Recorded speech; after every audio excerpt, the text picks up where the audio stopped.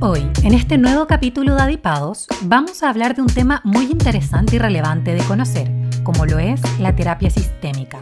Para esto, invitamos a Rodrigo Mardones, psicólogo clínico, postítulo en psicoterapia estratégica breve y magíster en docencia en educación superior. Nuestro docente nos contará acerca de su quehacer como psicólogo y también sobre su labor académica universitaria. Ahora escuchas la terapia sistémica, aplicación y beneficios. No te pierdas esta gran conversación. Bueno, bienvenidos a un nuevo capítulo de Adipados. El día de hoy estamos con Rodrigo Mardones, que es psicólogo clínico, que también se dedica, ¿no es cierto?, a la terapia estratégica breve y que es docente de ADIPA y es cofundador y director de CESIS. Rodrigo es docente de ADIPA y también hace clases en otras universidades y ¿no es cierto?, nos va a contar un poco de su quehacer como psicólogo y un poquito de su formación, su experiencia y su vida. Muchas gracias por la invitación, así que esperemos que sea algo ameno. Eso es lo que queremos, una conversación amena, tranquila, en donde aprendamos, que esto sea un espacio de discusión, ¿no es cierto?, de conversación, para todas las personas que nos estén viendo en ADIPA. Bueno, primero, para romper el hielo, ¿no es cierto?, vamos a partir con unas preguntas para conocer más al profesor, ¿no es cierto?, que ha hecho varios cursos en ADIPA. Sí. Entonces, nuestra audiencia ya quizás está un poco familiarizada con él. Primero, descubrí, ¿no es cierto?, que usted primero estudió teología en la Universidad Católica. ¿Por qué estudió primero esa carrera y qué lo hizo después seguir con psicología? Lo que pasa es que una parte de mi vida es importante en el ámbito religioso porque yo primero fui sacerdote. O sea, primero quiero decir, no fue mi primera, no sé, acercamiento al mundo académico y evidentemente, cierto, a la vida religiosa como sacerdote de una congregación francesa. Y debido, ¿cierto?, a la formación para ser sacerdote se requiere estudiar unos cuantos años de filosofía, 4 o 5 años de filosofía, más 6 años de teología, en el caso mío teología dogmática, en la Pontificia Universidad Católica de Chile en Santiago. Entonces eso me llevó inicialmente por ahí. Entonces de pronto hay gente que se queda así como, wow, ¿y en qué momento fue eso? Bueno, entre los 17 y los 30 años de edad, ya fue mi primer acercamiento. Entonces eso me tuvo un buen tiempo. Claro, en las humanidades, porque de pronto se piensa que, por ejemplo, la teología es como el estudio solo de la Biblia, pero la verdad es que conlleva muchos elementos respecto de filosofía, antropología, estudios para poder entender, por ejemplo, la escritura, ¿cierto?, de hermenéutica, de exégesis, de una serie de cosas, disciplinas, que van versando también sobre esto y que, por un lado, ¿cierto?, lleva el pensamiento, podríamos decir, más estrictamente religioso pegado a la Biblia, pero por otro también todo lo que ha significado, ¿cierto?, el desarrollo de una cultura religiosa que está en discusión, evidentemente, siempre con los distintos cambios culturales que va viviendo la humanidad. Entonces tiene una carga sobre el conocimiento de las humanidades en general bastante fuerte. Y ese fue un periodo de mi vida en lo académico muy exhaustivo, es decir, con mucho tiempo de estudio y además también que me llevó a explorar otros ámbitos, ¿cierto?, como cura y como director de estudio en programas de formación en filosofía, como director de una revista también que en el mundo católico es muy conocida, la revista El Eco de Lourdes, que pertenece al Santuario de Lourdes y que es la publicación chilena más antigua que existe. Entonces tenía toda esa historia antes, ¿no?, que venía ocurriendo ahí. Más tarde decidí dejar el sacerdocio y en la medida en que dejé el sacerdocio, entonces me acerqué a estudiar la psicología. Entonces eso es un poquito la historia, la breve historia. Ya, pero ¿qué es lo que dijo, sabes? Cuando se alejó, ¿no es cierto?, del sacerdocio, dijo, no, yo quiero ser psicólogo. ¿Fue por el tema de cómo se relacionaba, quería relacionarse con las personas, quería entender quizás más? No, en la historia es terrible eso, porque yo venía trabajando muy fuerte con la revista El Eco de Lourdes, lo que me tenía muy vinculado al mundo de las comunicaciones, pero que además proviene de otra vertiente mía, que es que mi papá ha trabajado toda su vida en radioemisoras, ¿no?, en las cadenas Bio Bio. Él comenzó pequeño, ¿no?, 12 años barriendo la radio y ahí aprendió, por ejemplo, a radiocontrolar. Después estaban cargos que hoy día no existen en radio, ¿no?, el discotecario, la locución, ¿cierto?, y esas cosas. Entonces yo además cuando chico me criaron adentro de un estudio de radio. Entonces venía con este tema de las comunicaciones muy fuerte. Cuando dejo de ser sacerdote, mi primera intención fue estudiar periodismo. Estoy hablando del año 2000, no sé, 3, algo así, ¿no? Y en ese momento tenía que, bueno, trabajar, ¿cierto?, laboralmente, y dije, bueno, lo que puedo hacer es estudiar, pero ¿en qué momento? Y apareció en aquel momento la Universidad de las Américas, que probablemente fue la primera universidad que ofreció pregrados en la noche, en horario vespertino. Entonces yo ahora estaba viviendo en Concepción, me acerqué a la sede en Concepción y yo dije, hola, vengo a estudiar periodismo. Entonces me dicen, no, pero es que acá el periodismo no existe. Pero ¿cómo? Si la página web dice que sí. Dicen, no, ese es un error de la página. Entonces me quedé pensando, ¿y ahora qué estudio? Porque yo lo que sí quería era tener una profesión, ¿cierto?, laica, si lo quisiera llevar así. Entonces, bueno, ¿y qué carreras dan en la noche? Y me dice, mira, Derecho, Psicología y no me acuerdo de más. Y dije, ya, Psicología. Y así llegué a Psicología. No, o sea, fue algo totalmente aleatorio y cosa del destino. Ni siquiera lo había pensado. Sí, ahora sí tenía este acercamiento, ¿no? Creo que la humanidad en general comparten ese gusto. Entonces, bueno, empecé a estudiar, ¿cierto?, la carrera de Psicología con una sensación súper extraña porque venía del estudio de filosofía y de la teología, en donde más o menos, así para hacer un cálculo, son 2 o 3 libros por ramo. O sea, son carreras de gran peso que te ocupan mucho tiempo. A una carrera, ¿cierto?, que de verdad es bastante más liviana, ¿no? Y que en el cuento yo pensé, claro, se debe a que era en una universidad privada, pero, ¿cierto?, de pronto empecé a encontrar con otros colegas que estudiaban en la Universidad de Concepción, por ejemplo, y me decían, no, sí, no es más que eso. Entonces, como que sentí que la psicología era bastante más liviana para llevar y estudiar. Y eso me permitió tomarme algunas licencias, por ejemplo, como algunas asignaturas no darle tanta importancia, ¿cierto?, porque ya tenía una formación previa, por ejemplo, todos los ramos relativos a filosofía, epistemología y otros más, eran como muy sencillos para mí y me fui eximiendo de algunas cosas y me permitieron como estudiar más los elementos de la clínica, pero con una salvedad que en ese momento todavía, ¿cierto?, podríamos decir, la psicología en Chile estaba entre 2 modelos dominantes, la cognitiva conductual, ¿cierto?, y la psicodinámica. Y en general con la psicología psicodinámica la verdad nunca entré, o sea, en mi opinión personal, ¿cierto?, funciona más como una doctrina que como una disciplina científica. Yo ya venía un poco saturado de elementos doctrinales desde la teología, claro, ¿cierto? Entonces no iba a seguir en eso, y la psicología cognitiva conductual que se enseñaba estaba muy pegada a un modelo biomédico, ¿no?, basado en patología, ¿cierto?, y en síntomas.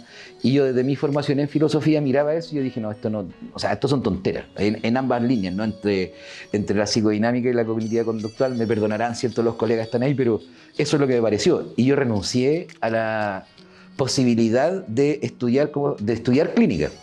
Claro. Y estaba en eso cuando apareció un profesor, ¿cierto? Era un programa que yo estudiaba de noche, que era todos los días de 6:30 de la tarde hasta las 11 de la noche. Después esa universidad sacó un programa que le llamó Executive, que eran como 3 días de clase a la semana, pero en ese contexto conocí un psicólogo llamado Ramón Fuentes, que enseñaba psicología educacional, pero desde otra perspectiva. Entonces me acerqué y le dije, ¿sabes qué? Yo estoy como súper desencantado de la clínica, esto es un chiste, ¿cierto? Y no quiero seguir estudiando, pero ya voy en el 3er año y medio de carrera y no puedo renunciar.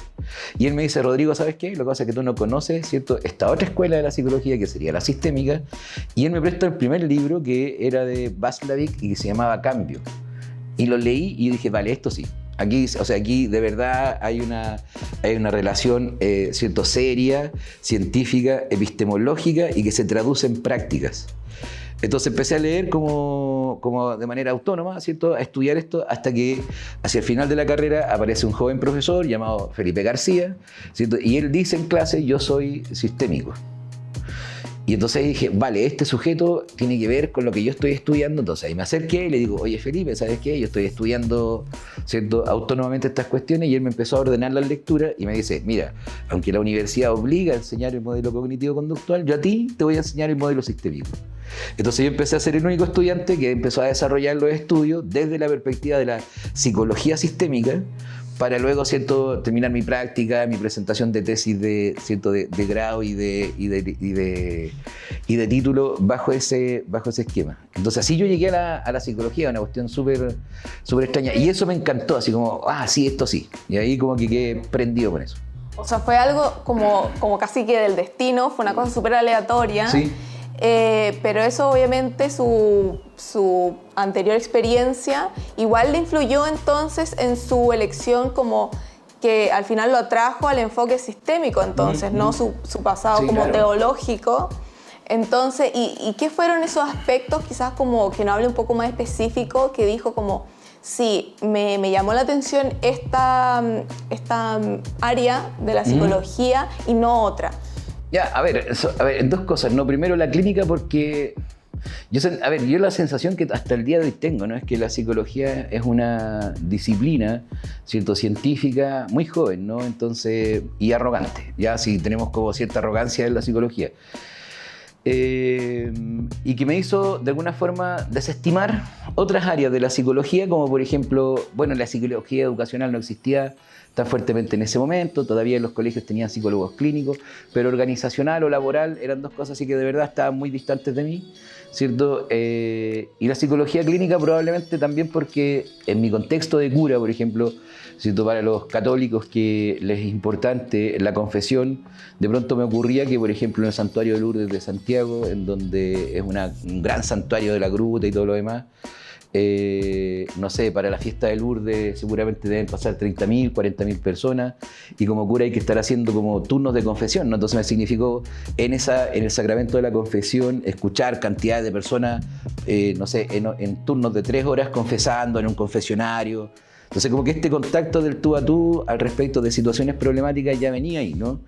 La segunda cuestión es que esta manera de hacer clínica en la terapia sistémica conlleva integrar otras variables que probablemente también eran más sensibles en mí, ¿no? Y que es como considerar, ¿cierto?, lo que llamamos enfermedad mental, pero en un contexto social importante. Entonces, como este modelo clínico, ¿cierto?, abre a otras variables, por eso se llama sistémico, ¿no? Porque no es solo, no sé, analizar a la persona que proviene con una depresión, sino que, bueno, cuál es su contexto familiar, laboral, y cómo desde ahí también estas otras situaciones, ¿cierto?, van implicándose en lo que hoy día podríamos llamar, ¿cierto?, una depresión. Entonces mirar este modelo, ¿cierto?, y comprender la clínica desde ahí, que termina de alguna forma también, ¿cierto?, instalándose como un imperativo ético. O sea, yo creo que un terapeuta de verdad es un activista social.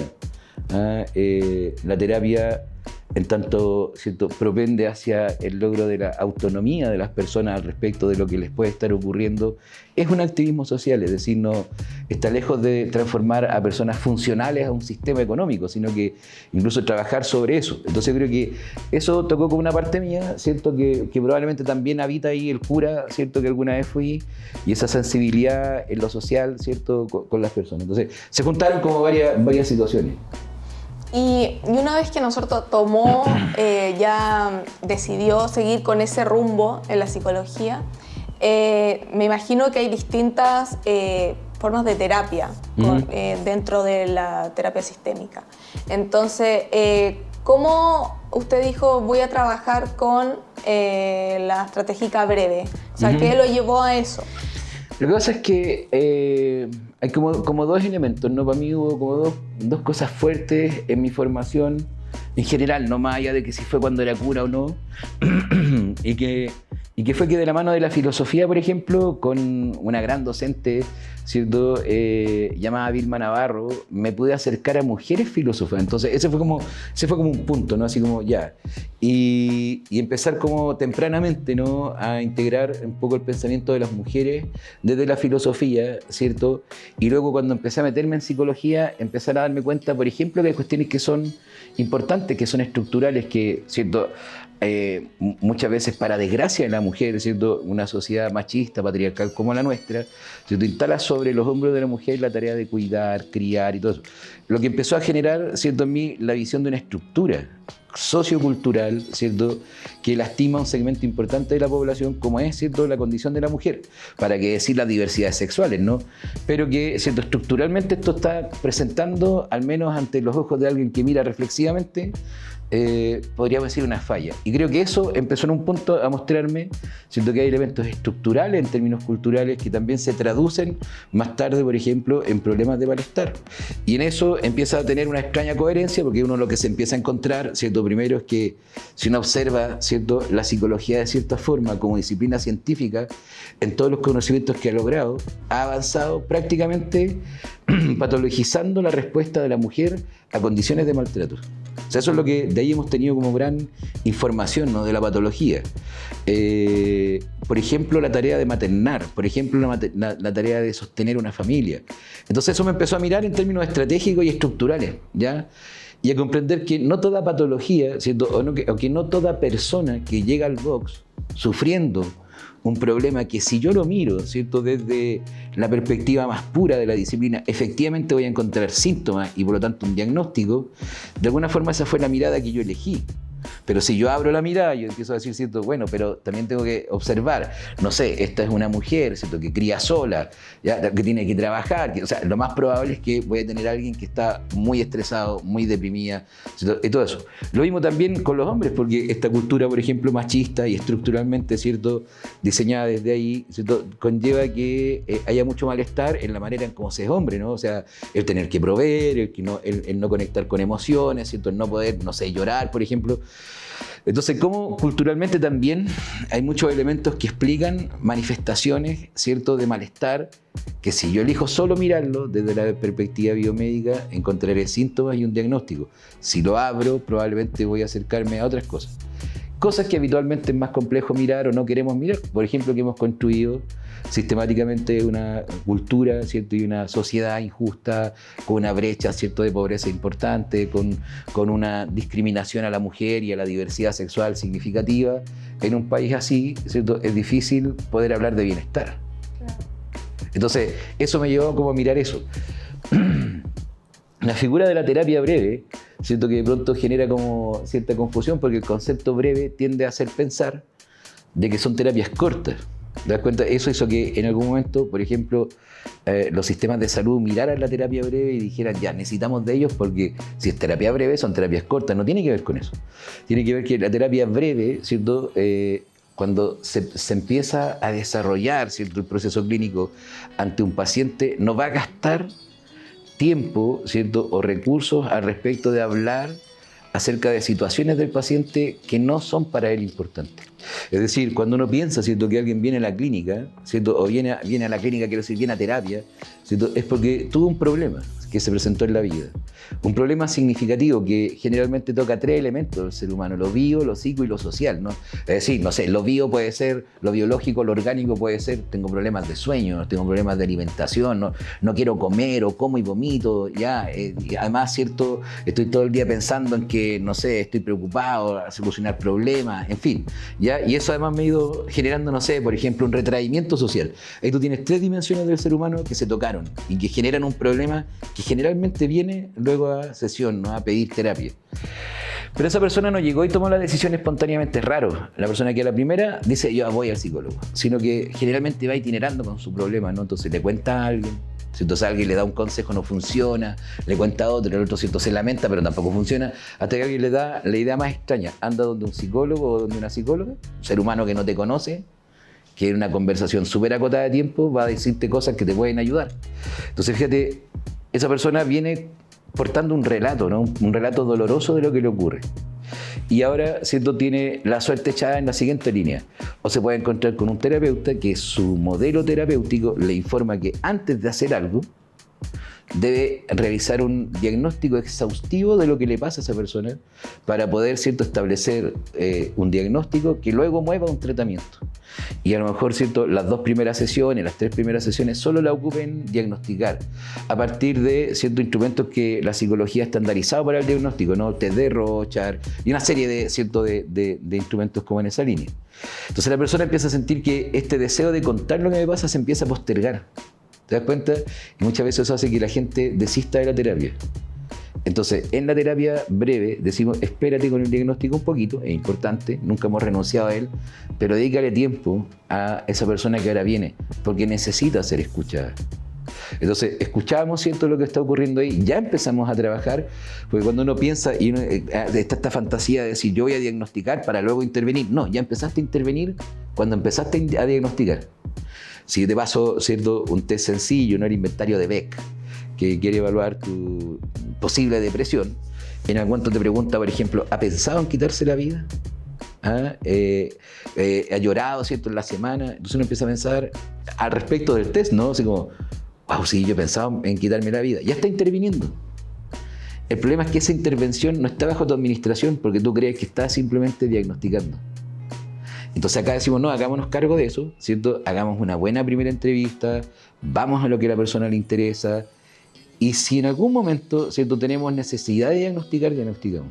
En otros contextos no es tan necesario, ¿no? Entonces, por eso se llama breve, porque ese espacio en que, ¿cierto?, la persona decide y llega a la consulta y empezamos a hablar de aquello de lo que importa, es cortito. Pero puede derivar, fíjate, en un proceso de terapia, no sé, 20 sesiones, ¿no? No necesariamente por eso va a ser una terapia corta. Sí sabemos que esa estrategia provoca, pero no intencionalmente, que los procesos clínicos sean más cortos. Pero ese no es el interés primero. El interés de la brevedad es no nos demoremos mucho de hablar de aquello de lo que el paciente o la paciente quiere hablar. En eso está la brevedad. Ya. Así que eso un poquito como para los que no conocen mucho el modelo, si tú pueden aclarar esa duda, ¿no? Claro, porque quizás gente quiere saber más al respecto y le interesa. Entonces es súper importante explicar quizás los detalles un poco en qué consiste cada terapia. Y hace un momento mencionó la idea de que ser terapeuta es ser como un activista social.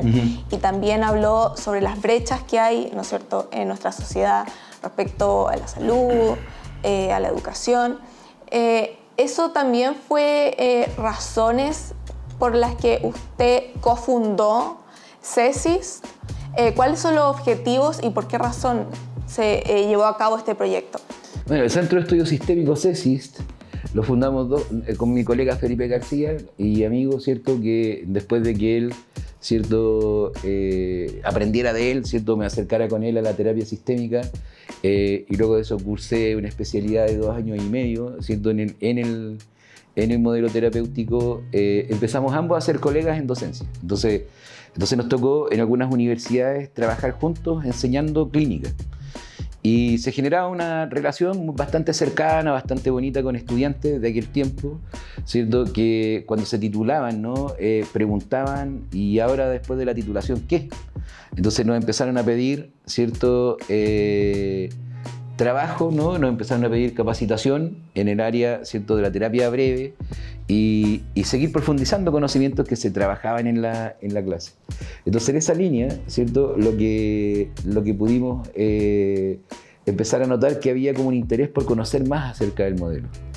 Y fue eso que nos llevó como en el momento primero a, ¿cierto?, decir, podemos seguir, ¿cierto? Y la segunda intención fue difundir un modelo alternativo a los modelos dominantes del momento, es decir, la cognitiva conductual, ¿cierto?, las terapias más, podríamos decir, psicodinámicas. Ese fue como el origen, ¿no? El tercer punto fue así como desarrollar un espacio en donde no tuviéramos la docencia que tuvimos nosotros. O sea, en general, en psicología, ¿cierto?, había una docencia muy directiva, muy marcando, ¿cierto?, el poder del docente, esa actitud de cerrar la puerta con llave, el de no poder preguntar o contraargumentar, y queríamos que hubiera una experiencia pedagógica diferente.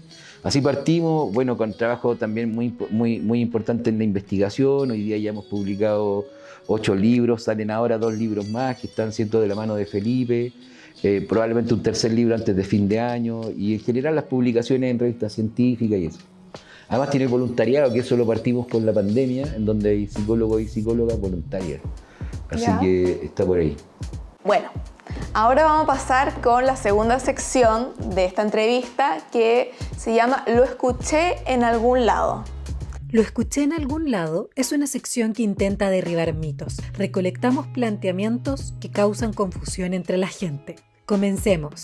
Es importante destacar que estas no son opiniones de ADIPA, sino que son ideas, ¿no es cierto?, o opiniones que nosotros recopilamos con una previa investigación. La primera es, escuché en algún lado que la terapia breve es superficial y reduccionista porque no trabaja el trauma o el origen del problema. Sí, claro, eso es una crítica permanente, ¿cierto?, de modelos terapéuticos, podríamos decir, más clásicos, ¿no?, que desde el momento en que se formaron, más allá del trabajo clínico, ellos nacieron, ¿cierto?, en un contexto en donde se pensaba la ciencia que podía entregarte un reporte directo y objetivo del fenómeno que estudiaba. Y eso corresponde a la modernidad, al cientificismo, ¿cierto?, también se ha descrito como eso. Pero la verdad es que la mente, ¿cierto?, que no podemos todavía siquiera definir con, ¿cierto?, certeza, sino que simplemente usamos metáforas para poder referirnos a ella, porque un sujeto en la mesa de autopsia, te das cuenta, nunca vas a encontrar dónde está la mente, ¿no? Entonces, son metáforas, ¿cierto?, en las cuales hemos de pronto usado para hablar al respecto de eso. Y en esto, ¿cierto?, por ejemplo, de las metáforas más clásicas son las que planteó Freud, al respecto, por ejemplo, de que existe un consciente, ¿cierto?, un preconsciente, un inconsciente, ¿cierto?, es una metáfora estructural, ¿cierto?, y topográfica. Entonces él plantea de que hay cosas que están en lo profundo y cosas que están en lo superficial. Pero eso es una falacia, porque en el fondo no es más que una manera de imaginarme la mente. ¿Te das cuenta? Que genera una especie de circularidad, porque luego yo puedo decir, ya, pero esa estructura yo la puedo medir. Claro, porque invento desde la idea de que esto es una estructura, ¿cierto?, un test, no sé, como Rorschach u otro, ¿cierto?, que me va a dar cuenta de que eso es una estructura, pero es un instrumento que yo creé bajo la idea de que la mente posee niveles de profundidad y superficialidad. Y la tercera falacia, ¿cierto?, es que sobre lo profundo, ¿cierto?, para hablar de ello se requieren conceptos que, ¿cierto?, en su comprensión están más distantes que el lenguaje coloquial. Entonces, para hablar de cosas profundas, necesito palabras, ¿cierto?, altisonantes, complejas de entender, pero a la larga, ¿cierto?, es una manera como yo, aunque suene feo, se imagina en la mente. ¿Somos superficiales? Sí, lo somos. Porque la terapia sistémica y todas las escuelas de la terapia sistémica deciden trabajar en el presente. Porque nosotros entendemos que si tenemos que pensar en términos de causa, ¿cierto?, y efecto, la causa no puede estar en el pasado, porque el pasado no hay manera de regresar a él. Deben estar en el presente. Y por lo tanto para nosotros es importante lo que la persona habla acerca de lo que le pasa, las palabras que usa respecto a lo que le pasa, por qué se refiere de esa manera a lo que le pasa. Y si tuviéramos que ir al pasado, ¿cierto?, es para ver cuál es la diferencia con el presente, ¿cierto?, probablemente qué aprendiste de ese pasado, ¿cierto?, o tal vez como ahí se quedó una pauta aprendida de relación consigo mismo, con los demás, con su entorno. Entonces, desde esa perspectiva, sí, bienvenida a la superficialidad. De hecho, es más efectivo trabajar en ese ámbito que intentar adivinar, ¿cierto?, o poner palabras donde no hay al respecto de una reacción, ¿cierto?, que tuvo una persona o la manera en que quiso decir las cosas. Entonces, en ese sentido, nosotros preferimos ser llamados como superficiales. O sea, igual es súper interesante porque al final, o sea, el enfoque que un psicólogo elige o opta, o cómo se desarrolla, ¿no es cierto?, una terapia psicológica depende mucho de la percepción que una persona cree, o sea, la percepción de cómo es la mente y cómo funciona. Sí, claro. Entonces, pero fíjate que eso es interesante porque yo creo que si hay una medida, ¿cierto?, para comprender, ¿cierto?, para poder, ¿cierto?, observar un colega o una colega que no ha entendido nada de psicología, es aquel que pone los modelos en pugna. ¿Te das cuenta? Porque hay un concepto que ahora yo estoy pretendiendo trabajar un poco en el doctorado, ¿cierto?, que estoy cursando, y que tiene que ver con el concepto de tradición, que generalmente suena mal porque suena tradicionalista, pero quiero decir de que hay un continuo, ¿cierto?, desde los primeros especialistas, probablemente del siglo XVI, siglo XVII, que se hicieron preguntas respecto de la mente, que se puede seguir hasta hoy. Es decir, hay una discusión permanente sobre eso. Que nos agarramos de las mechas, que nos felicitamos, que de pronto retrocedemos, que de pronto avanzamos, pero fíjate, hay un continuo. Esa es la tradición de una disciplina científica que llamamos psicología. Y por lo tanto, querer pensar quién tiene la razón, ¿cierto?, es como se pensaba en la modernidad, tiempo que ya hemos, ¿cierto?, resuelto, y lo que corresponde decir, tenemos perspectivas diferentes. Si yo me pongo bajo las premisas teóricas, ¿cierto?, que el psicoanálisis ve los problemas mentales, voy a obtener una serie de información al respecto del paciente. Pero si me pongo, ¿cierto?, la premisa con la cual la cognitiva conductual ve los problemas que tiene un paciente, va a tener otra información. Y sumo y sigo, ¿no?, la sistémica, la narrativa, las psicologías positivas, ninguna está en pugna, cada uno ofrece un punto de vista diferente. Pero ¿cómo sé yo cuando tengo alguien que no entendió nada de psicología? Es que empieza a decirme mi modelo mejor que el tuyo. Con ello yo no discuto, o sea, me quedo, ya, ok. No vale la pena. No vale la pena, no vale la pena. Bueno, vamos con la segunda premisa, que es: escuché en algún lado que al tratarse de un proceso breve, el paciente no alcanza a sanar. O sea, claro, eso proviene desde, ¿cierto? Un poquito la no comprensión, porque, ¿cierto? La psicología clínica, ¿cierto? Que se ha marcado en un proceso científico, establece referentes sobre los cuales se declara efectivo o no un modelo terapéutico. Uno de los referentes que, una vez que tenemos, ¿cierto? Una remisión total de síntomas, donde se observa crecimiento en esa persona y todo lo demás, tenemos que saber que luego de un año, ¿cierto? No se van a presentar esos síntomas, y para eso permanentemente la psicología, ¿cierto? Investigadores en Chile, por ejemplo, como Felipe García y otros más, se dedican justamente a estas cuestiones, a medir cuánto obtenemos, ¿cierto? Cuáles son procesos más efectivos, cuánto dura, y la terapia sistémica en general se corresponde con todo lo que hemos pedido, ¿cierto? Desde la ciencia para hacer un modelo efectivo. Lo que pasa es que luego las terapias, ¿cierto? Nuevamente, ¿no? Más clásicas, tienen un tema, ¿no? Que ellos dicen, nosotros no podemos meternos en el campo de la ciencia porque el ser humano es un misterio que no podemos, ¿cierto?, conmesurar. Entonces nosotros decimos, sí, estamos de acuerdo, sí, no es el ser humano el que queremos pasar por la ciencia, es el procedimiento. Y sobre el procedimiento sí puedes dar cuenta. ¿Te das cuenta? Entonces, claro, desde ahí proviene un poco esa idea, ¿no? Entonces, claro, cuando tú piensas que, no sé, pues modelos clásicos sostienen intervenciones de 40 sesiones, 2 años en terapia, algunos como psicoanálisis toda una vida, ¿no? Woody Allen toda una vida en psicoanálisis. Claro, ven un tratamiento que funciona en 8 sesiones, 10 sesiones, te dicen, no, yo no puedo creer eso. Claro. Y lo descartan de lleno. Claro. Porque uno dice, pero ¿cómo es posible, no? Es como, sí, ¿cómo claro. es posible que tenga una efectividad en tan poco espacio de tiempo? La tercera premisa, entonces, es, escuché en algún lado que la psicoterapia es muy utilizada en Chile, en especial en el sistema público. Por ejemplo, en los CEFAM. De ser así, ¿a qué se debe dicho fenómeno? O sea, sí, efectivamente, la terapia sistémica ha ido entrando, ¿cierto?, fuertemente en el área de la salud pública. Primero porque en general, ¿cierto?, hay que reconocerlo. La gente que comprendió el modelo, que se formó en el modelo, va derivando en ser un mejor terapeuta, ¿ya? Que no es que funcione solo en el modelo terapéutico sistémico breve, ¿no?, sino que logra probablemente exhibir herramientas de terapia. Como si a lo mejor hubiera cursado una capacitación también en, no sé, por decirte, el modelo cognitivo-conductual, ¿no? Entonces, pero, ¿cierto?, conlleva esta idea de que terapia breve, terapia corta.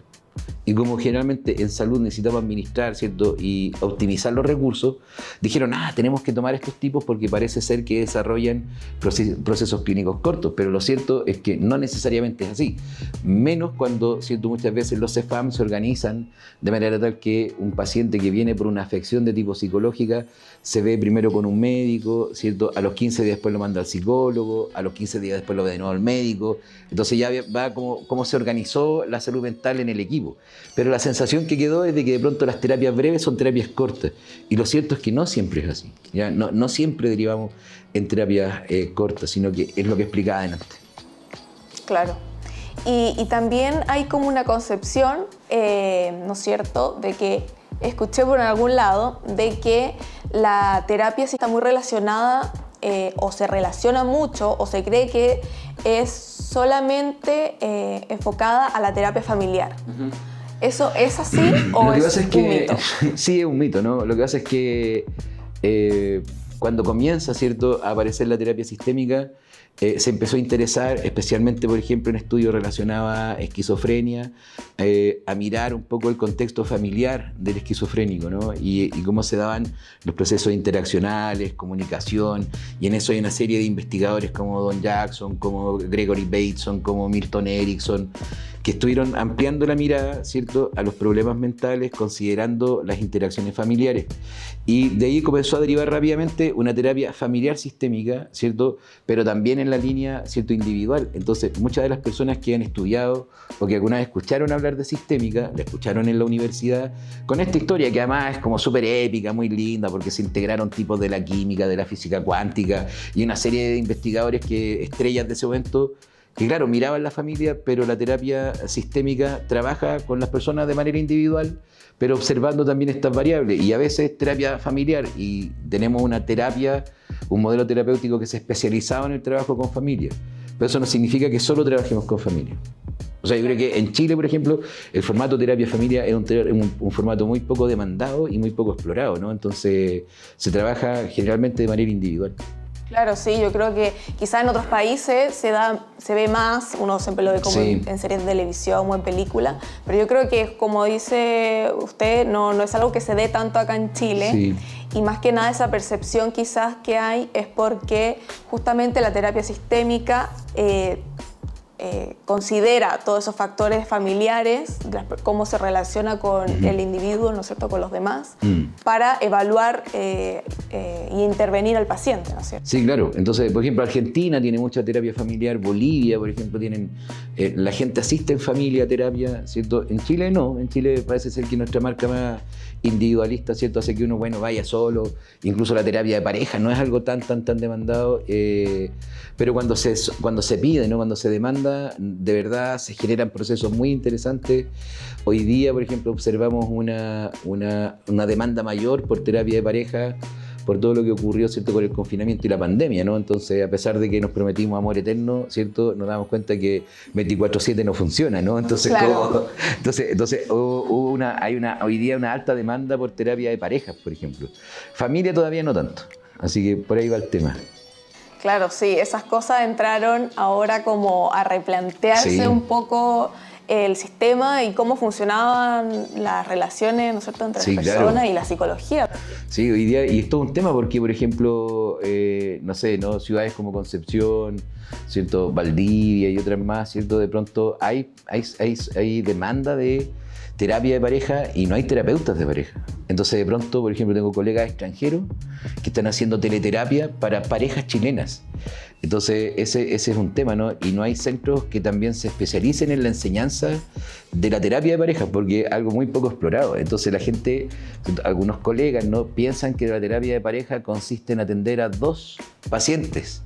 Por separado. O sea, claro, en el box, pero que tengo a un sujeto y otro, claro, ¿no? Entonces, y no va por ahí, ¿no? Entonces hay que especializarse en eso. Hay una alta demanda en este momento por terapia de pareja. En todo el segmento, desde no sé, pues, parejas que están de novio, por ejemplo, que tal vez todavía no viven juntos, parejas que ya llevan unos cuantos años, e incluso parejas mayores. Me tocó en este momento atender un par de parejas de casi 60 años, y que están buscando mejorar la convivencia, ¿cierto?, y ser felices, acercándose ya, por ejemplo, a lo que van a ser las jubilaciones, ¿no? Entonces, cómo poder enriquecer aún más la vida de pareja y no siempre, o sea, y son escasos los terapeutas de pareja. Claro, y es súper importante que haya, o sea, que se plantee esta necesidad, que las personas, ellas mismas digan, no, ¿sabes qué? Tendremos que trabajar nuestra relación, tenemos que mejorar, y que estén en esa búsqueda quizá un poco utópica quizás de la felicidad, pero que es un trabajo en uno mismo y con las personas que nos relacionamos. Sí. Bueno, como hemos visto, esta es una área de la psicología que vale mucho la pena profundizar, tiene muchísimas aristas y en ese sentido me gustaría realizar unas preguntas para que conversemos más y profundicemos un poco más respecto a este campo de la psicología. Por lo tanto, vamos a partir con la primera pregunta, que es fundamental para entender esto, que es ¿qué es la psicoterapia sistémica? Wow, tengo una discusión en este momento larga con unos cuantos colegas. Ya, es una aplicación de la ciencia, ¿no?, de la psicología, ¿cierto?, que de alguna forma, ¿cierto?, va poniendo la acentuación en una conceptualización de la mente diferente, ¿cierto?, a los modelos terapéuticos clásicos, en donde básicamente va a considerar, ¿cierto?, la experiencia mental como una construcción social. Estoy diciendo que tu mente, la mía, ¿cierto?, ha sido construida socialmente, a pesar de que nosotros, ¿cierto?, experimentemos la mente como subjetiva e íntima, ¿no? Pero, por ejemplo, la importancia que tiene el lenguaje, ¿cierto?, en la modulación y en la construcción de la experiencia mental es fundamental. Es decir, si tú no tienes una duda, por ejemplo, fundada al respecto de tu madre, que sea de verdad biológicamente tu madre, nunca has cuestionado esa posibilidad. porque te dijeron que eras tu mamá, ¿cierto? No ha habido un mensaje que pudiera poner en cuestión eso, y asumiste que es tu mamá, y ella se comporta como tal, ¿cierto? Y hasta aquí no te habías preguntado, creo que lo arruiné, ¿cierto? La posibilidad de que ella no sea biológicamente tu madre. Entonces, pero fíjate, a partir de ahí, pero todas las palabras, ¿cierto? Todos los conceptos, todos los principios, todas las creencias, ¿cierto? Todos los valores, cómo se llaman las cosas, cómo diferenciamos los colores, provenieron desde ahí. Es decir, no sé, ¿cierto? Venía alguien y te decía, tráeme el frasco amarillo. Y entonces tú dirás, ¿cuál? Ese. Y no mira, aprendiste que eso es amarillo. Y ahora eso, ¿cierto? Queda como una huella en ti. En general, ¿cierto? Pensamos, y pensar consiste en hablar con uno mismo. Pero también hay un espacio de lenguaje prelingüístico, ¿no? Que está probablemente más en el campo de la emoción, pero para que ser expresado, para ser elaborado, necesita pasar por el lenguaje. Entonces, de pronto me gusta porque, por ejemplo, y en el fondo tiene que ver con esto, ¿no? Por ejemplo, tú puedes ser mamá, ¿cierto? Papá de un niño que de pronto, no sé, ve un hecho en la calle, por ejemplo, dos sujetos que caminan de la mano, ¿ya? Y se besan, ¿no? En los labios. Y el niño pregunta, papá, ¿cierto? O mamá, ¿qué pasa ahí? Entonces, ¿cierto? A partir de nuestra experiencia, ¿cierto? Hoy día podemos decirle, pasa que son dos personas que se aman. Y qué bonito, ¿no? Cómo se aman. Pero fíjate, si en esa misma escena la está percibiendo, ¿cierto? Un papá o una mamá con un niño que ya tiene un prejuicio, ¿cierto? Que ha sido instalado probablemente desde la familia u otros lados, al respecto, por ejemplo, del amor entre personas del mismo sexo, podrá poner una carga diferente y decir, por ejemplo, eso es una perversión. Ese niño, ¿cierto? Va a crecer y si no tiene la oportunidad de integrar otro tipo de información, ¿cierto? Va a permanecer, ¿cierto? En un mundo feo, ¿no? Donde las personas que se aman deben ser solo, ¿cierto? De sexo diferente, heterosexuales, y cuando ve otras manifestaciones, entonces mira, ¿cierto? Y lo que va a haber es un mundo hostil. Eso provino desde el lenguaje, provino desde la madre que nos instruye, pero que, fíjate, modula la experiencia mental. Entonces, desde esa perspectiva, la terapia sistémica breve, ¿cierto? Primero pone un acento en cómo hablamos, cómo nos referimos a las cosas que vivimos, porque desde ahí construimos sentido, desde ahí vamos estableciendo referentes vitales para, ¿cierto? Empujar a la persona a que pueda explorar esas cosas, ¿cierto? Y se proponga también objetivos en el trabajo clínico, ¿cierto? Que van a llevar a abrirse a procesos de cambio. Nosotros, en vez de hablar de patología, preferimos hablar de problemas, porque nos lleva a trabajar en perspectiva de cambio. Generalmente, una parte importante proviene del lenguaje, de la conversación, ¿ya? Entonces, ir a ver un terapeuta breve es muy entretenido porque establece buenas conversaciones. Y sobre esas conversaciones te está llevando a ver ciertas cosas que tú dices, cosas que tú afirmas, o por qué te comportas como te comportas. Y probablemente en algún momento, ¿cierto? Si se ven algunos problemas de otro tipo, no sé, por ejemplo, una activación nerviosa muy alta, bueno, ocuparé técnicas que, por ejemplo, ya inventaron otras escuelas, ¿no? O sea, inoculación del estrés, de sensibilización sistemática, pero están puestas, podríamos decir, en el contexto, ¿cierto? De un trabajo que se conversa con el paciente, que se construyen objetivos terapéuticos con él, ¿cierto? En donde el terapeuta aparece en una relación simétrica con el paciente, no, ¿cierto? Como una especie de super tipo, super mujer que sabe cosas, y desde ahí instala procesos de trabajo. Si tuvieras que decirme, ¿cierto? La terapia breve es el encuentro entre dos personas. Perfecto. O sea, nada más y nada menos. O sea, como, wow. Claro. Porque, y desde esa idea, ¿no es cierto?, de la relevancia del lenguaje que tiene entonces para todos nosotros y cómo nosotros, la información que hemos absorbido a través de nuestra vida, ¿por qué se dan las patologías mentales? Yo creo que nosotros en eso nos acercamos, ¿cierto?, en general a lo que plantea la tradición, ¿cierto?, al respecto. Es decir, algunos problemas provienen, ¿cierto?, con una base orgánica importante, ¿cierto?, pues en genética, lesión, ¿cierto?, situaciones traumáticas que, por ejemplo, alteran el sistema nervioso. En general, sí, con una prevalencia menor en la población, es decir, ¿cierto? La esquizofrenia no está en todas partes, te das cuenta, son prevalencias bajitas, 0, tanto por ciento de la población.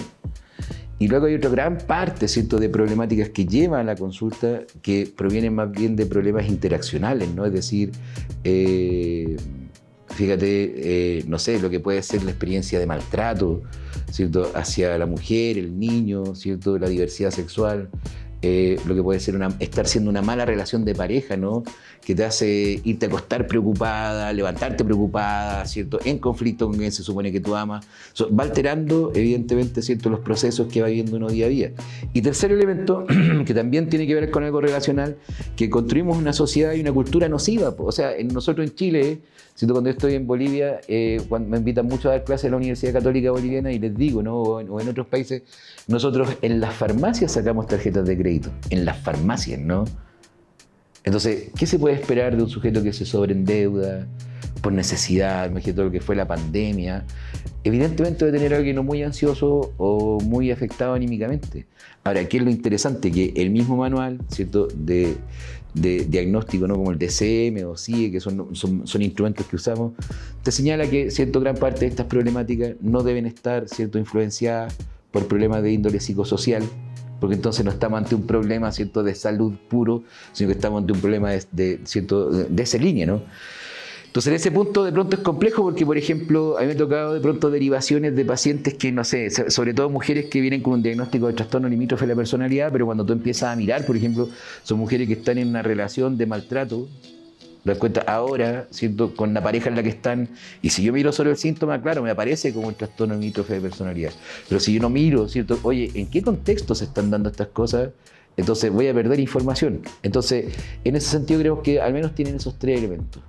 ¿Ya? Esos tres elementos, es decir, lo que pudiera provenir del orgánico, ¿cierto? Los elementos relacionales más directos con las personas significativas, ¿cierto? Y también, ¿cierto? Una dimensión social importante.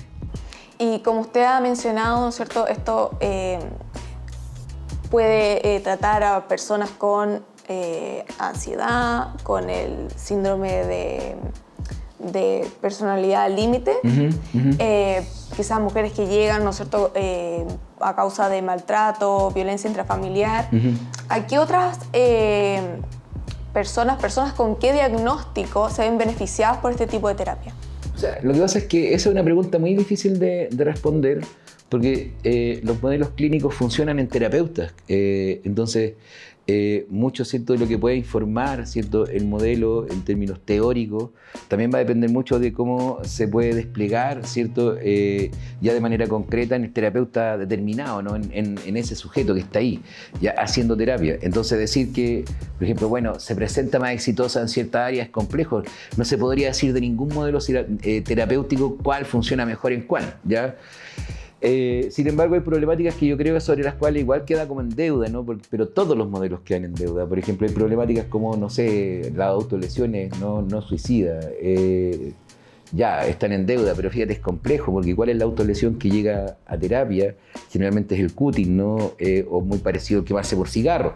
O sea, más pesquisado en mujeres, ¿no? Pero, por ejemplo, conducta autolesiva en hombres, como, no sé, conductas temerarias, el conducir en estado de ebriedad, golpear un muro, generalmente están vistos como los ritos de iniciación del macho. Entonces, ¿te das cuenta? Entonces, ya, ¿dónde está un punto y el otro? Probablemente el trastorno limítrofe de la personalidad, todos los modelos tienen un problema, ¿no? Para poder trabajar con ese tipo de complicaciones. Pero también, ¿cierto?, miramos y de pronto está como muy sobrediagnosticado, de pronto pareciera ser que el trastorno limítrofe de personalidad es como la nueva histeria, ¿ya? Entonces también tiene un tema ahí. Entonces eso es como común, va a depender mucho de la persona. Va a depender mucho y del expertise del terapeuta. Entonces no se podría definir así como en qué patología o cuál es cierto funciona mejor o peor, ¿ya? No, yo creo que estamos ahí. Claro. ¿Y cómo, por ejemplo, en un caso como la depresión o los ataques de pánico, cómo influye la terapia? O sea, ¿cómo ayuda a las personas con este diagnóstico, por ejemplo, en estos casos? Bueno, yo creo que la primera cuestión, ¿cierto?, es que hay formas de trabajo. Por ejemplo, en el caso del pánico, es un curso que hemos terminado, ¿cierto?, de grabar y que queda disponible para aquí en ADIPA, ¿no?, y que queda disponible a la comunidad, ¿cierto?, de colegas. Elaboró, por ejemplo, Giorgio Nardone un tratamiento, ¿no?, que viene como de manual, así te indica cómo trabajar en cada una de las sesiones, ¿no? Pero que está usando de fondo, por ejemplo, una terapia de tipo expositiva, es decir, ¿cierto? Nardone y la terapia sistémica va a decir, ¿cierto?, el pánico no es crónico cuando yo trabajo con él en términos evitativos. Entonces lo que va a hacer es buscar exponer a la persona a las crisis. ¿Cómo? Tome el curso. Así como tome el curso, una dipa. Ahí está, ya. cómo trabaja con la depresión, por ejemplo, también, ¿no? Entonces va a saber buscar como los elementos para activar, ¿cierto?, la conducta.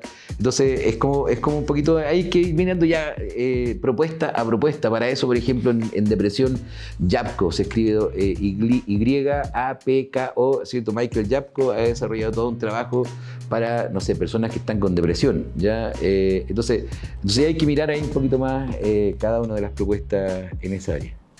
¿Y por qué cree que dentro, ¿no es cierto?, de la terapia sistémica es más importante, ¿no es cierto?, como el trabajo que se va dando con el paciente y no es tanto el hecho de buscar un origen, el porqué del trauma, el porqué de la enfermedad o de la patología? ¿Por qué cree que es así? O sea, yo creo que sí nos importa el porqué, ¿ya? O sea, no es que no nos importe, lo que pasa es que el saber el porqué, ¿cierto?, o la causa, no necesariamente tributa a un buen tratamiento, ¿ya? Yo puedo saber, por ejemplo, por qué, ¿cierto?, no sé, tienes miedo ya a los encierros, ya, ok. Bueno, porque cuando chiquita, ¿cierto?, alguna vez alguien vino y en broma te encerró, pero eso generó, ¿cierto?, una experiencia para ti tan desagradable que quedó la huella del miedo para siempre a los lugares encerrados. Perfecto, ¿y qué hago con eso? Entonces ahora yo sé por qué tienes miedo, pero ¿qué hago con eso? Porque se pensaba que las personas cuando podían, ¿cierto?, recordar un evento, ¿cierto?, que podríamos decir era el origen de lo que ahora es un problema, con recordar y manifestar una emoción al respecto de ese recuerdo se resolvía, pero lo cierto es que no. Que muchas veces cuando eso ocurría, el síntoma se desplazaba. Entonces ahora no era miedo al encierro, sino que era la imposibilidad de comer.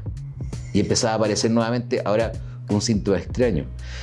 Ese es el primer elemento. Saber por qué o de dónde viene no necesariamente te ayuda a trabajar con eso, ¿ya? La segunda cuestión es que cuando se piensa en esa figura, le llamamos, ¿cierto?, un modelo de causalidad lineal, es decir, a una causa linealmente le sigue un efecto, si extingo la causa, se acaba el efecto. Entonces la pregunta es, ¿dónde está la causa?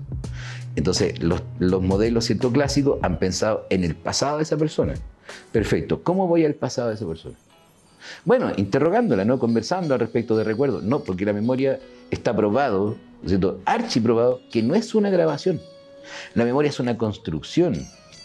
Entonces yo no puedo acceder al hecho, porque yo cuando miro mi pasado, lo miro desde mi situación actual. Imagínate, los mismos colegas, ¿no?, que han estudiado psicología, la experiencia que tú tienes cuando terminas la carrera es que eres otro, porque incorporaste otros conceptos que te ayudan a comprender de otra perspectiva cosas que viviste, ¿cierto?, en el pasado, o tu discurso identitario y esas cosas. Entonces, al pasado no hay camino, al menos no por la memoria. Entonces otros han dicho, bueno, hablando de eso, no por el lenguaje, es que el lenguaje es un sistema que también está influenciado por la emocionalidad del momento, ¿cierto?, que también se ha ido enriqueciendo, que es dinámico. Entonces, hacia el pasado no podemos ir. Entonces dicen, ya, vale, pero por ejemplo, ante una situación como un abuso sexual, ¿cierto?, que está presente y no, o sea, yo lo recuerdo y eso ya ocurrió, vale, el problema entonces es en el presente. El problema es que el pasado no quiere ser pasado y está permanentemente aquí. Tenemos que trabajar con las cosas que están acá. ¿Por qué nos interesa saber si las causas? Porque podemos, por ejemplo, hacer trabajo estadístico, saber cierto pronóstico, promover cierta vida sana a partir de estas cuestiones. Pero para el trabajo con el paciente, la verdad es que no tiene una gran utilidad y más bien es importante trabajar aquí en lo que está ocurriendo hoy, que se exhibe del discurso, se exhibe en la emocionalidad, se exhibe en la conducta, ¿cierto? En fin, eso es. O sea, la relevancia al final está en el presente, sí, y en cómo se enfoca y se trabaja la terapia para ayudar, ¿no es cierto?, a sanar al paciente, no tanto, porque el pasado no se puede modificar en definitiva. Entonces, claro, esa es la perspectiva entonces. Y en ese sentido, ¿consideras que la psicoterapia sistémica es la terapia con mejores resultados? No, yo creo que no. Es que ese es como ir a la discusión, ¿cierto?, de quién gana, ¿no? Y yo creo que no, la terapia sistémica, así como la terapia, ¿cierto?, de psicología positiva, como la cognitiva conductual, como el psicoanálisis, ¿cierto?, se explican para mí por dos perspectivas, ¿cierto? Primero, ¿cierto?, por comodidad para el terapeuta. Es decir, a mí me acomoda, yo tengo la tranquilidad, ¿cierto?, de que estoy honestamente, ¿cierto?, formado intelectualmente para trabajar desde esta perspectiva porque va conmigo. Se junta con mi idea de mundo, con mi idea de mente, con eso, ¿ok? No es mejor. Y, ¿cierto? Por lo tanto, para los distintos terapeutas pueden haber otros modelos. La segunda línea es lo que le sirve al paciente. ¿Te das cuenta? Entonces, a lo mejor yo, como terapeuta sistémico, estoy ante un paciente que me doy cuenta, por ciertas características, ¿cierto?, que en realidad necesita un trabajo más directivo, ¿no? Y que a lo mejor mi trabajo como terapeuta ahora debiera pasar un poquito a un modelo más cognitivo-conductual. Pero para eso necesito saber ese modelo. Entonces, ¿qué empieza a ocurrir? Que las personas empiezan a declarar lo suyo, ¿cierto?, como lo mejor, porque no manejan los otros, ¿no? Entonces lo que te queda es como, no, lo mío es lo mejor. No, eso yo creo que la psicoterapia, ¿cierto?, debe tener, ¿cierto?, una permanente revisión al respecto de su efectividad, ¿cierto? Pero no para competir cuál es más efectiva que otra, sino que para poder regular y adaptar a los desafíos nuevos, ¿no?, de los sujetos que estamos hoy día haciendo cultura y todo lo demás, pero no que sea la mejor ni la última chupada del mate, como diría, no, está lejos. Claro, o sea, no hay un modelo mejor que otro. O sea, claro, depende al final del terapeuta, como decíamos antes, de la perspectiva que él tiene respecto al mundo, a cómo ve las cosas, y también depende mucho del paciente. ¿Y cuál es su opinión en torno al uso de medicamentos? O sea, para las personas que padecen trastorno de ansiedad o depresión, por ejemplo. Lo que pasa es que el medicamento, ¿cierto?, y la farmacología en general ha ido también desarrollando un proceso, ¿cierto?, de perfeccionamiento de, ¿cierto?, el trabajo con la organicidad. Y si bien, ¿cierto?, va a persistir alguna antipsiquiatría, si uno quisiera llamarlo así, muchas veces tiene que ver más bien con tiene que ver, ¿cierto?, con cómo el personal psiquiátrico, ¿no?, como el profesional, de pronto en el factor más humano de la relación con el paciente pudo de alguna forma, ¿cierto?, instalar mal un medicamento, sobremedicar, ¿cierto?, cosas por el estilo. Pero sí, no, un tema de la farmacología es otro tema, no tiene que ver con el uso, con cómo yo la prescribo y otras cosas más sobre las cuales, ¿cierto?, los psiquiatras son los que saben. Pero es un instrumento, ¿te das cuenta? Entonces, y es un recurso. Entonces, si yo como terapeuta observo que el paciente o la paciente, ¿cierto?, va a tener un beneficio con el consumo de un fármaco, ¿cierto?, claro que voy a pedir que haga, pero ¿qué cosa? Una derivación. O sea, yo voy a pedir una derivación a psiquiatra, porque es él quien, ¿cierto?, debe estimar, bajo sus conocimientos, si, ¿cierto?, prescribe o no un medicamento. Y al revés, ¿no? O sea, yo no voy a tener un paciente, y eso no lo puede hacer ningún psicólogo o psicóloga, ¿cierto?, que tomando medicamento me dice, ¿sabe qué? Yo no quiero tomar más el medicamento. ¿Qué me recomienda usted? Cuando pasa eso, yo le digo, vaya al psiquiatra. Es el único que puede, ¿cierto?, levantar una prescripción de fármacos. Entonces yo creo que esos son instrumentos que nos ayudan a prestar un mejor servicio, pero creo que negarse así de entrada a la medicación, así, bueno, son drogas, creo que eso es desmesurado. Claro, porque al final depende mucho de la realidad, sí, claro, y del estado del paciente. O sea, si se considera que es necesario... Sí. O sea, y en muchos momentos no solo necesario, es urgente estabilizar anímicamente a alguien que, ¿cierto?, por esa situación pudiera estar en riesgo su vida, ¿no?, ante un intento suicida o cosas por el estilo. Entonces yo creo que negar así de partida el tema, ¿cierto?, no. Ahora, sí, yo creo que hay una línea que separa cosas, ¿ya? Nosotros, nuestra disciplina, ¿cierto?, ya sea en el enfoque que sea, sistémica, cognitiva conductual, ¿cierto?, psicología positiva, está en el marco de una disciplina científica como la psicología, ¿cierto?, y debe ajustarse a eso, ¿ya? Porque, lamentablemente, ¿cierto?, por problemas muchas veces de formación de los colegas, empiezan a mirar otras disciplinas, ¿ya?, que no son peor, ¿te das cuenta? Ni de otra categoría, o sea, ni de otra calidad, como por ejemplo, no sé, el tarot, ¿no? Flores de Bach, por ejemplo. Lo que pasa es que esas disciplinas no están en el tamiz, ¿te das cuenta? No están en el filtro de la ciencia. Ya.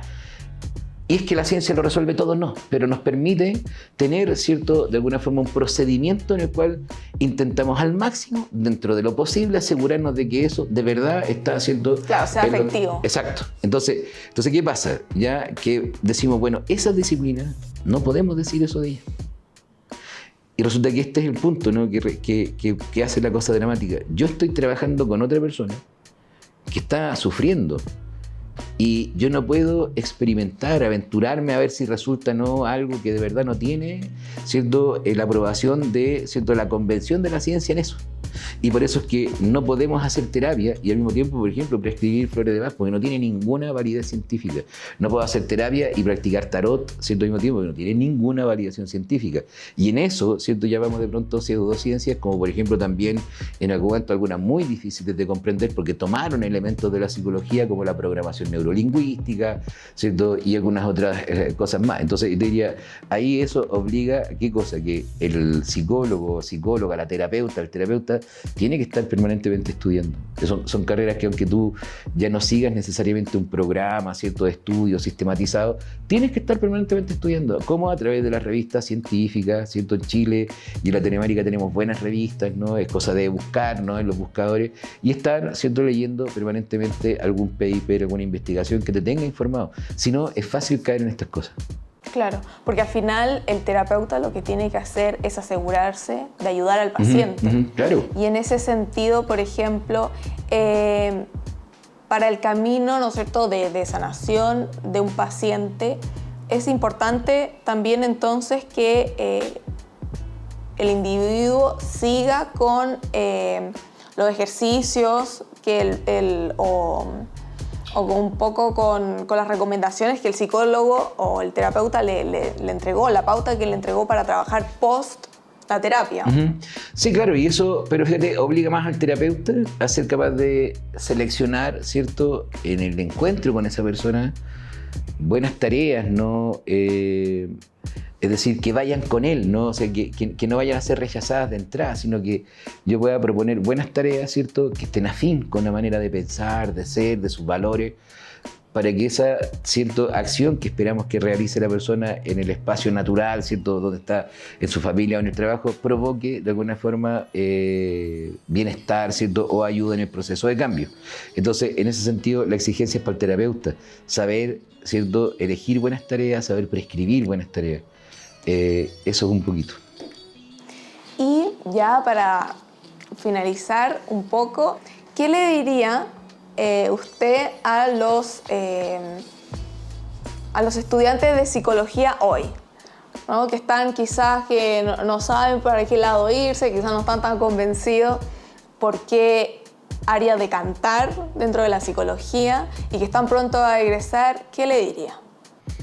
Bueno, yo le diría que la situación de la pandemia, ¿no?, instaló una demanda importante en el área de la salud mental y creo que se requiere, ¿cierto?, profesionales en el área. De alguna forma lo ha dicho, por ejemplo, un nuevo gobierno y en general político a nivel transversal. Y dicen, bueno, la segunda pandemia, ¿cierto?, sería como la salud mental. Es una pandemia que está hace rato. Yo creo que hay que acercarse a eso. Ya, creo que la elección no puede ser lo económico, ¿ya? Porque, claro, la demanda por el trabajo en salud mental también se vuelve, ¿cierto?, un poco exigente y pesada al terapeuta, ¿no? Y si no te gusta, lo vas a sufrir, ¿no? Pero si te gusta, atrévete, ¿ya? Creo que hay que estudiar, ¿cierto?, mucho, y si me permiten recomendaciones, creo que, ¿cierto?, considerar la universidad un piso, no el techo. Es decir, lo que me propone la universidad no es solo lo que tengo que hacer, desde ahí para arriba, ¿no? Entonces hay que pedir más lectura a tu profesora, ¿cierto? Algunas cosas debieras instruirte solo porque los programas universitarios en general, ¿cierto?, de estudio, si tuve una opinión de la que me hago cargo, trabajé muchos años y todavía trabajo en la universidad, en general son malos programas, ya son malos programas académicos. Estudia, ¿qué cosa? Estudia hoy día, por ejemplo, psicología en perspectiva de género, es importantísimo. No solo los hombres, sino que también, ¿cierto?, las mujeres. Debemos abrirnos a estos elementos hoy día, ¿no? ¿Qué pasa? ¿Cómo integramos la diversidad sexual? ¿Cómo integramos la tercera edad, por ejemplo, que es un área sobre la cual la psicología no versa mucho, ¿no? Porque cuando se creó, entonces uno se moría como a los 40, entonces la tercera edad todavía está siendo una cita pendiente. Para eso, por ejemplo, vamos a tener en CESIS ya una actividad gratuita que pueden participar, ¿cierto?, sobre tercera edad, vendrá una sobre diversidad sexual, ¿cierto? En ADIVA tenemos, ¿cierto?, una serie de cursos al respecto de la infancia, ¿cierto?, y temáticas como esa, yo creo que revisar por ahí. Por último, yo creo que el terapeuta, voy a responder como en algún momento respondió un amigo mío, Bismarck Pinto, un destacado terapeuta sistémico, especialista en el amor y en terapia de pareja y de familia. Nos preguntaron a él estando en Bolivia, ¿cierto? ¿Cómo puedo ser un buen terapeuta? Yo iba a responder y él responde primero y dice, siendo feliz. Entonces me quedé así como, oh, qué hermoso. Sí, dice, siendo feliz. Porque si un terapeuta no es feliz, no sabe hacia dónde, ¿cierto?, acompañar, no sabe dónde está, y para eso decía, es importante que así como estudia, ¿cierto?, permanentemente la carrera, paper y cosas por el estudio, lee una buena novela, escucha una buena pieza de música, anda a ver una película al cine, disfruta la vida, porque aquel que viene sufriendo, y el terapeuta amargado, entonces no va a ninguna parte.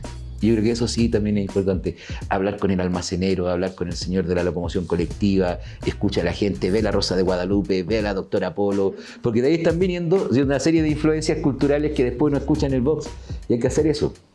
Claro, así que, es súper importante. Entonces, ya que estamos hablando de recomendaciones, ¿qué mejor que el profesor aquí nos recomiende alguna película, un documental que quizás hable de esto mismo que estábamos hablando, ¿no es cierto?, de la psicología, de este activismo social que es ser terapeuta, en cierta manera, y ¿cuál sería esa recomendación?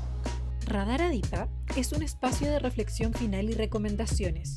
Compartimos contigo datos esenciales que no te puedes perder. Escucha con atención y anótalo ya. Wow, creo que tengo 2 películas que vi ahora hace poquito. ¿Ya? Siento que fueron muy interesantes. De Disney, Red, véanla. ¿Ya? Si alguien se quedó con la idea de que Red se refiere a una niña que, ¿cierto?, enfrenta su primera menstruación, es una estupidez porque eso no es así, ¿cierto? Es una película muy interesante en el tema de la familia, ¿no? Y Encantada creo que se llama, que es sobre la familia Madrigal también de Disney. Me gustó mucho. Hay que ver, ¿cierto?, esas películas. Wow, y de las otras la verdad es que yo no soy como Encanto se llama. Encanto, sí. Y yo no soy muy de la familia, o sea, no soy muy de la familia, no soy muy de cinearte y esas cosas. Yo veo... ¿Ya? Y donde veo, de pronto construyo una historia para terapia, te das cuenta, entonces de pronto sí me ha gustado ver todas las líneas de Marvel, pero no soy un asiduo de los superhéroes. Creo que hay películas que... O sea, hay series que son interesantes. Mare de Easton está en... Sí. Trabaja, ¿cómo se llama esta actriz de...? La Kate Winslet. Esa hay que verla, yo en la última escena... Sí, la vi.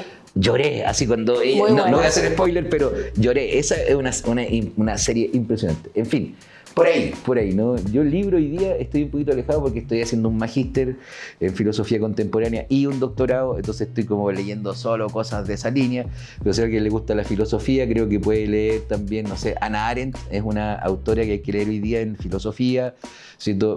Sobre todo los elementos relativos a las migraciones y los apátridas, ¿no? Es una autora filósofa, ¿cierto?, o cientista política más bien, ¿cierto?, de la posguerra, de la Segunda Guerra Mundial y posguerra, y ella de alguna forma sentó las bases teóricas para hablar acerca de algo que es tan importante hoy día como las migraciones, ¿no? Y todo lo que es la experiencia de ser apátrida.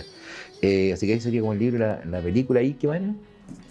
¿Y por qué no nos recomienda algún grupo o solista de música que a usted le guste? Porque obviamente a nuestra audiencia en Adipa disfrutan de películas, les gusta leer, enterarse más sobre la psicología y obviamente les gusta la música. Sí, lo que pasa es que yo, voy a cumplir 50 años este año, Dios mío. Entonces soy como... ¿Felicitaciones o es un tema sensible? No, es un tema sensible, yo todavía no tolero. La idea de envejecer es como, bueno, pero ya. Y entonces, sí, pero sí vengo de los clásicos del rock, creo que siempre hay que pasar por ahí, en mi experiencia, ¿no? Led Zeppelin, Pink Floyd, ¿cierto? Un poquito de Queen, ya, en fin, con esa línea. Más tarde el rock de latino, ¿no?, de los 80, recomiendo mucho Soda Stereo, sí, pues como mi infancia, ¿no? Cerati, especialmente después como solista, pero también, por ejemplo, Los Prisioneros, Jorge González como solista, impresionante, ¿cierto? Creo que por ahí va. Y hoy día en el rock así como más actual me tiene muy impresionado Arctic Monkey, creo que se llama. Ay, sí. Y uno que tiene un nombre más complejo, no sé, la tengo ahí y son como que las comparte mi hija, ese tipo de música, y bien, así como suelo poner harta música cuando hago clase. Así que esos son como artistas que recomiendo, ¿no? Bueno, muchas gracias entonces por las recomendaciones Y muchas gracias por el espacio que nos dio para poder conversar, para tener este espacio de conversación. Y nos despedimos de un nuevo episodio de Adipa. Nos vemos en la próxima. Chao, gracias por la invitación. Chao, chao.